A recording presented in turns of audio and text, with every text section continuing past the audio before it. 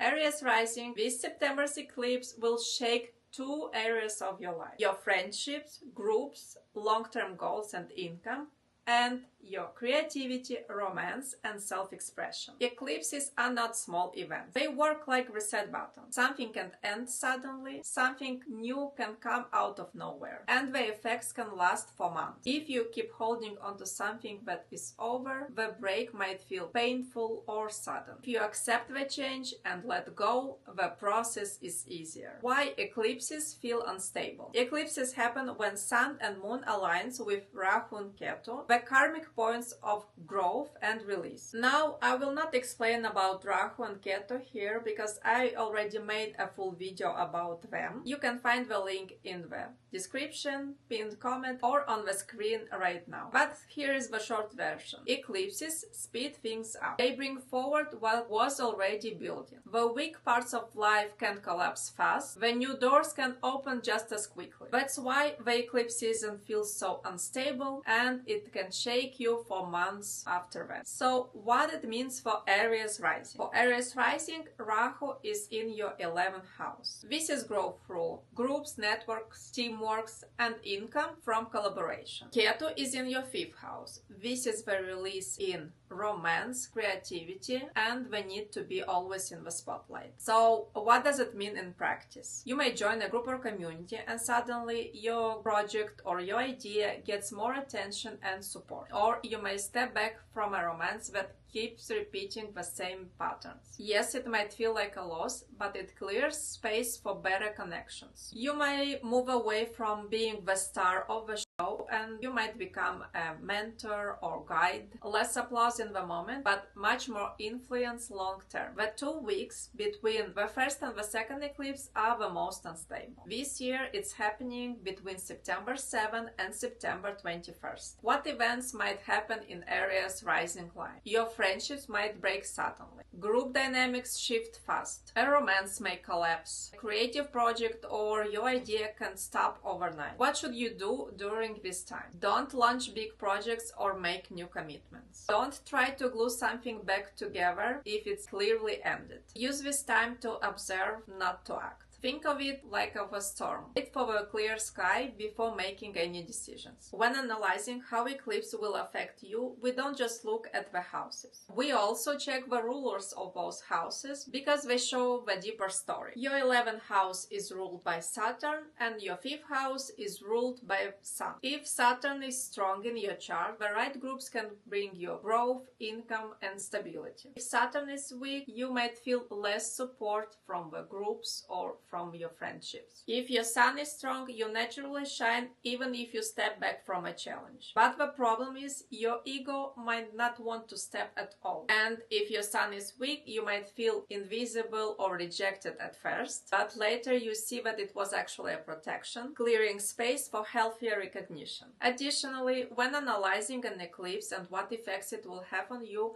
we also need to take into consideration the major transits of Saturn and Jupiter. And in September 2025, Saturn is in Pisces and Jupiter is in Gemini. Saturn in Pisces brings hidden fears and guilt. You might feel lonely when old romances or friendship ends. The Jupiter in Gemini opens up doors quickly. It brings opportunities through learning, writing, speaking, or local connections. So while Saturn closes up one chapter, Jupiter opens the new door immediately. How to handle this eclipse season? Here are some simple ways to move through this season with less stress. Don't resist endings. If something breaks, let it go. Write, meditate, talk it out. Don't hold emotions inside you. Protect your energy. Choose people who support you, not drain you. Stay flexible. Allow projects or relationships to change direction and reframe endings. Instead of saying, I lost something, ask yourself, what space is life creating for me? So Aries Rising this season might bring endings in friendships, romance, or creative projects. But